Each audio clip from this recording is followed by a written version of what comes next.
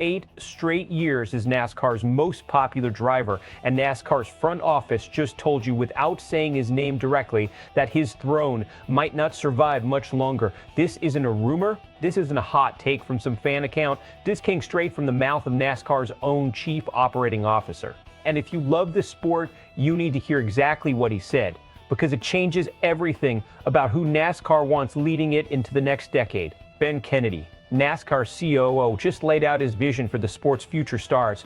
He didn't mention Chase Elliott. Instead, he pointed straight at Ryan Blaney and Carson Hocevar as the two names he expects everyone to be talking about 5 years from now. Kennedy praised their personalities, their brand building, their willingness to show up outside the racetrack. Hocevar hitting the Met Gala right after Talladega race, Blaney building a following through partnerships and content. Meanwhile, Elliott, the reigning face of the sport, was left out of the conversation entirely. To understand why this stings, you have to understand what the most popular driver title actually means in NASCAR. This isn't some throwaway trophy. Petty had it. Earnhardt Sr. had it. Gordon, Johnson, Earnhardt Jr. Every one of them didn't just win races, they carried the sport's identity on their shoulders. Chase Elliott inherited that torch. 8 years running, fans have voted him the most beloved driver in the garage. But here's the catch.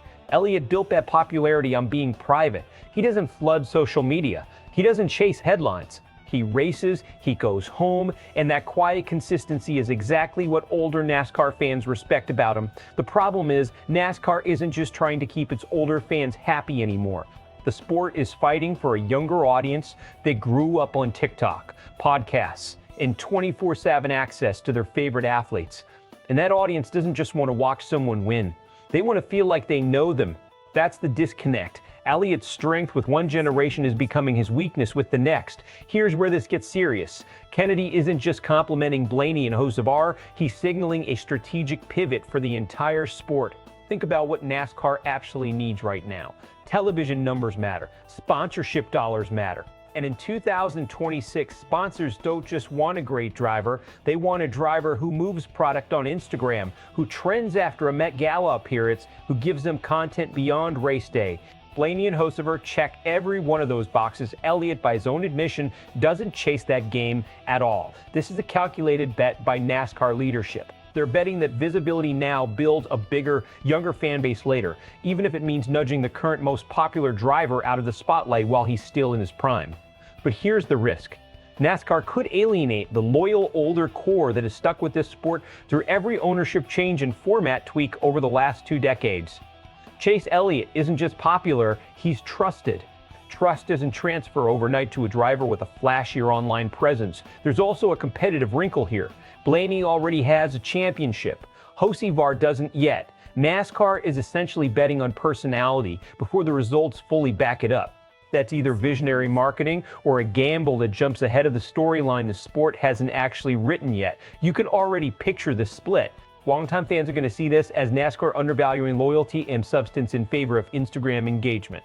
They'll point to Elliott's numbers, his consistency, and ask why a front office executive is talking up drivers who haven't matched his popularity with actual fan votes. On the other side, younger fans and media members chasing the next big storyline are going to eat this up. A Met Gala appearance after a Talladega race is the kind of crossover moment that gets clipped, shared, and talked about far beyond the racing world. That's exactly the kind of buzz NASCAR craves right now. Expect debate shows, podcasts, and comment sections to light up over whether NASCAR is building the sport's future the right way or selling out its identity to chase relevance.